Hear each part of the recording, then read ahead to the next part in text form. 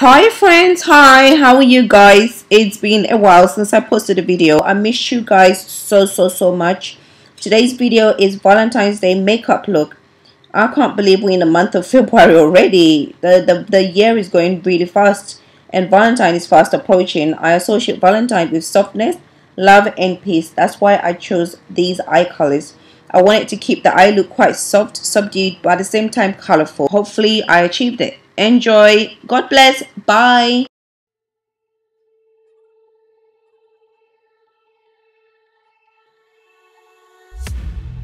Come in, come in. I could seat you by the fire. Listen, listen. There's something I must confide. I know I said that it'd be fine. I know I made it look like it'd be alright, but I think I learned my lesson, and I'm not gonna let you out of my sight. You can call me killer, 'cause I'll bring you to the light, and it might taste bitter when you're answering to God.